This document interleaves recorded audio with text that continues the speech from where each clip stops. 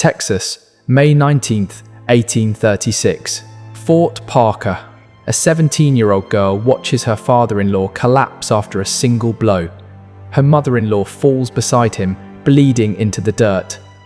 Before shock can turn into sound, hands grab her from behind and drag her away. She is thrown onto a horse and carried off as the settlement disappears behind her. She is 6 months pregnant. Her name is Rachel Plummer, and for the next 21 months, she will endure experiences so devastating that even years later, safe in her father's home, she refused to describe them fully. In her own published memoir, she wrote only this: "To undertake to narrate their treatment would only add to my present distress, for it is with feelings of the deepest mortification that I think of it, much less speak or write of it." Rachel Plummer was not an exception. During the 1800s, across the American Southwest, frontier settlements were repeatedly raided.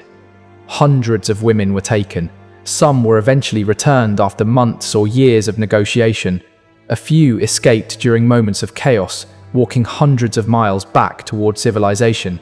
Most were never seen again, and those who did return carried stories that followed them for the rest of their lives, stories they struggled to speak aloud, stories so disturbing that even 19th century newspapers, which regularly printed graphic accounts of public executions, sometimes refused to publish them in full. This is not legend. These are documented cases, court testimonies given under oath, memoirs written by survivors themselves and sold to thousands of readers who wanted to know what truly happened beyond the edge of the frontier.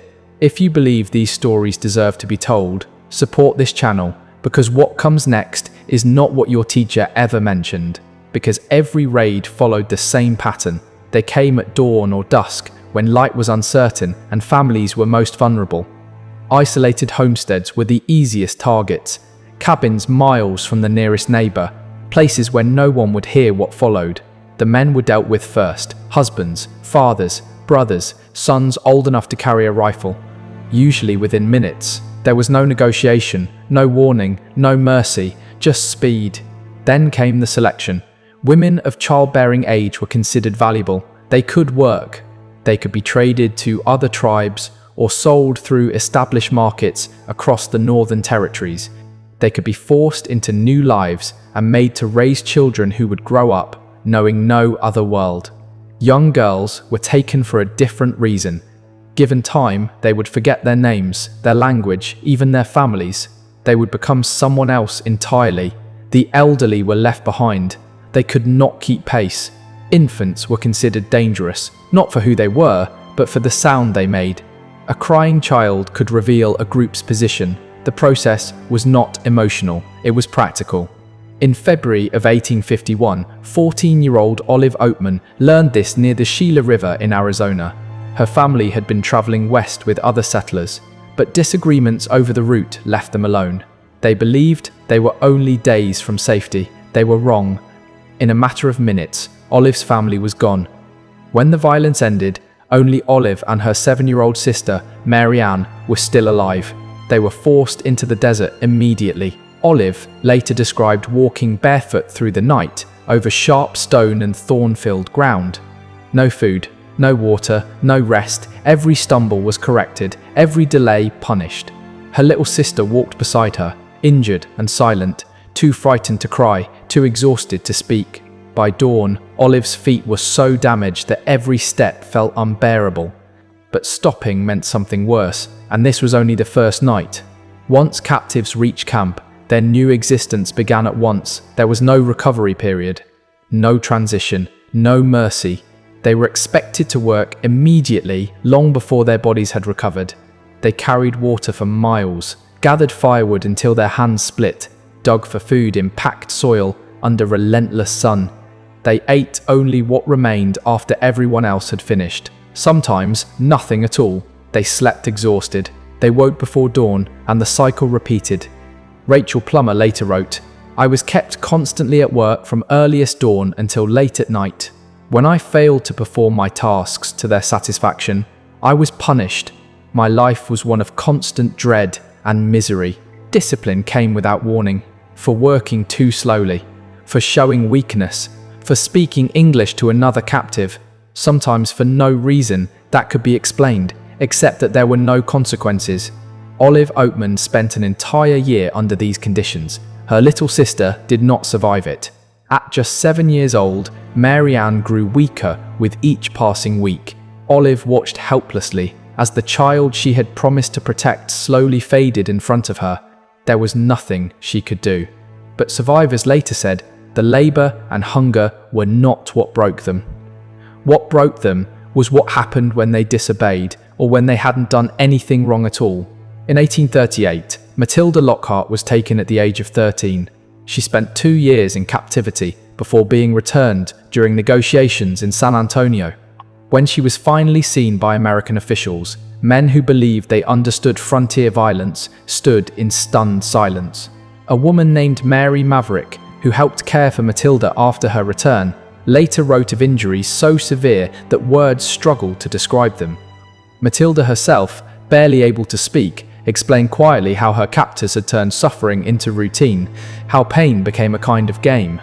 And this was only the beginning of what captivity meant. They learned quickly that pain could be used for more than punishment.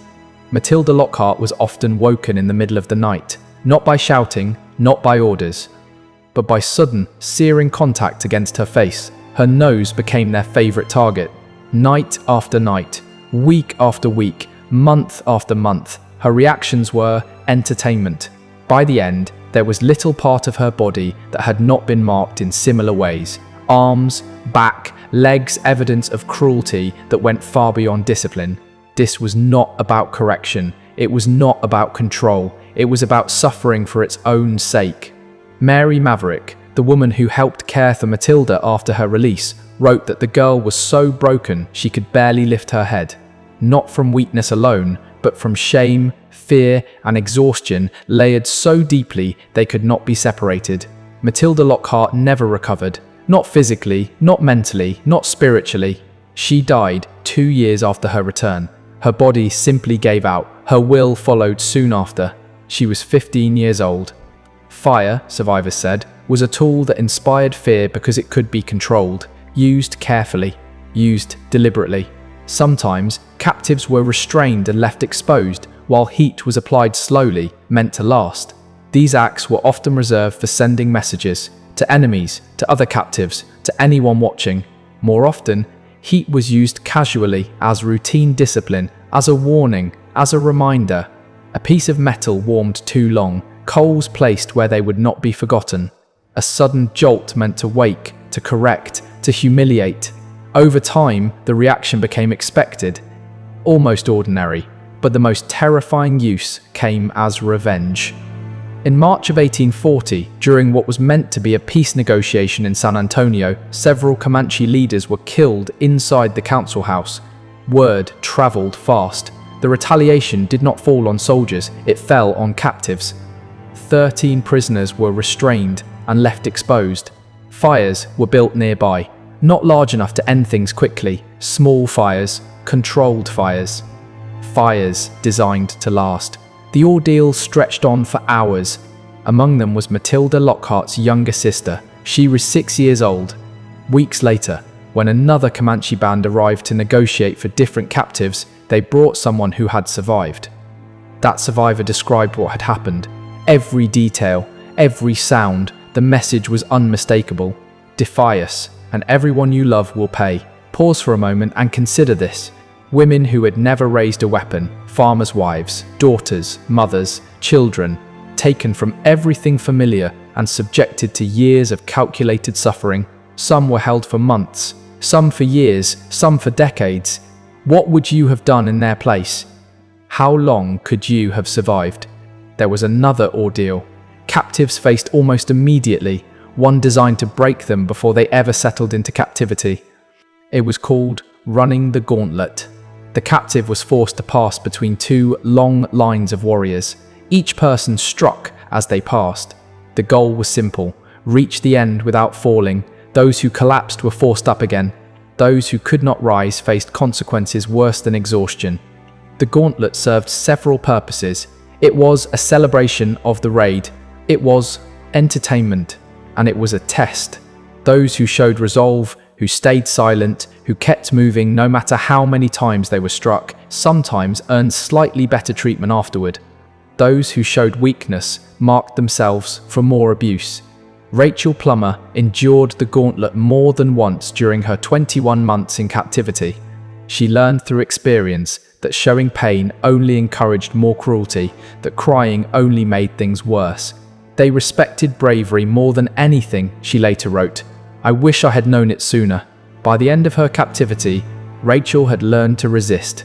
When one of her captors attacked her, she fought back with such force that nearby warriors laughed and cheered, not because they were kind, but because they admired defiance. From that day on, her treatment improved, not dramatically, but enough to notice. Most captives never learn this lesson. They weaken slowly, day by day, until they died in captivity, or were returned to families who barely recognized them. Some women faced a different fate. They were taken as wives. On the surface, this could appear better. They ate with the tribe instead of after. They endured less random punishment. They had a defined place in the social order, but choice was never part of the arrangement. Young women were given as rewards for successful raids, expected to fulfill every role demanded of them. Resistance was answered until resistance ended. Some women eventually accepted these lives, not because they wanted to, but because acceptance was the only way to stay alive. Cynthia Ann Parker was taken at age 9 in the same raid that captured Rachel Plummer.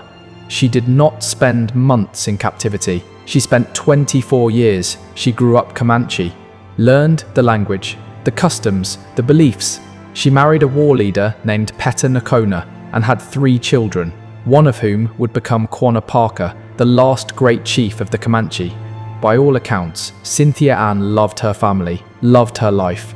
When Texas Rangers found her in 1860, she did not want to leave. She fought, she begged. She screamed for her husband. She was taken anyway. Her husband died shortly after. Her sons escaped and vanished from her life forever. Only her infant daughter was taken with her. For Cynthia Ann, the rescue was not freedom. It was a second captivity. She spent the rest of her life trying to return to the only family she remembered. She never succeeded. She was watched constantly by people who believed they were protecting her. She died in 1870, heartbroken. Some historians believe she simply stopped eating after her daughter died of illness, that she chose death rather than live among people who were now strangers. She had been saved, and it destroyed her. Perhaps nothing reveals the true brutality of frontier captivity more clearly than what happened to children. Rachel Plummer's 2-year-old son, James, was taken from her during the raid on Fort Parker. She never saw him again during her captivity, but it was her second child whose fate would haunt history. 6 months into captivity, Rachel gave birth to a son. For 6 weeks, she cared for him as best she could, working, hiding him when possible, clinging to the fragile hope that somehow he might survive. Then she was told the child was slowing her work. In her own words, "They took my child from me. I never saw him alive again." Rachel was 20 years old. She was eventually ransomed. When her father saw her again, he barely recognized his own daughter. She was gaunt, scarred, and her eyes carried something that had not been there before.